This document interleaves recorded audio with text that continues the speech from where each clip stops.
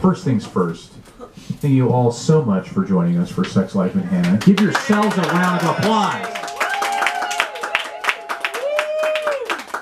This is chapter, I think, 23. Hannah is getting ready to break up with her boss. I pull out a rose jumper that's flirty but not skimpy. Ireland takes another deep inhale and then bursts into tears. What's wrong? She exhales smoke out the window and wipes tears back from each eye. I have chlamydia. Glass of her cigarette into her almost empty beer and looks up at me. And I've always hated that jumper on you. What? Makes your ass look fat. You don't even have an ass. Honestly, Hannah, I think God's punishing me for having a threesome. I wrap my arm around Ireland and tell her that she's absolutely going to have kids, that she will get over this STD bump in the road thing and meet a great guy who loves her and is faithful and wants a litter of babies just like she does, and everything is going to be perfect! How we'd all like to believe it's going to be. Christian wants to marry me, I say slowly. I said yes! Hannah! Ireland knocks over what remains in her beer bottle.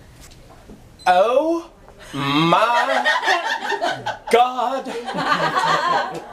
Hannah, do you ever listen to any advice I have given you over our 24-year friendship? What happened to you just being single for a while? Jack coughs again. Why are you always rushing into relationships instead of taking the time to figure out who you really are and what you really want? Because, Jack, I'm almost 29. And I always wanted to be married by 28 and having kids by 30, and then everything went to hell with the ex and Mr. Smith and Philip some ridiculous long shot, and you know how it is when you meet someone new. There's always this amount of time you have to spend just getting to know them, and if he doesn't want to take things to the next level, then you still have to date for like a year and make sure he's not crazy. God, what if this is destiny? Destiny or desperation? Don't get me wrong, I like the idea of you and Christian better than, what's his name? But marriage? Oh my God, to a guy you've only ever had like a side fling with. Do you even know what his like favorite movie is of all time? Oh my God, because that says a lot about a man. What if it's Porky's? For the love of God, then you've got major problems. The setup for this excerpt is she goes to a lesbian wedding with Ireland, and Christian, who has by now left the CIA to work at his mom's strip club, Jumbo's, which we all know and love. Aside from Book Soup, there's like nothing better than Jumbo's in LA. So, he wants me to show him how bad I want this. I swivel my legs around, stand up, and walk towards the reflective gold pole.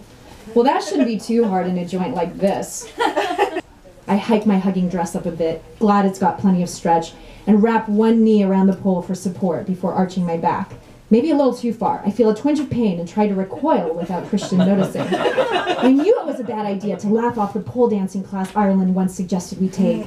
I told her that was for girls who were out of tricks, and then asked her point blank, how hard could it really be? I unclasp my strapless bra and chuck it. I lower myself to the floor and hope it's been cleaned. I slither like a wound-up cat towards where Christian is sitting, my nipples brushing the cold linoleum. I fling my legs open. Oh, God! I yell out. Christian sits up. What's wrong, baby?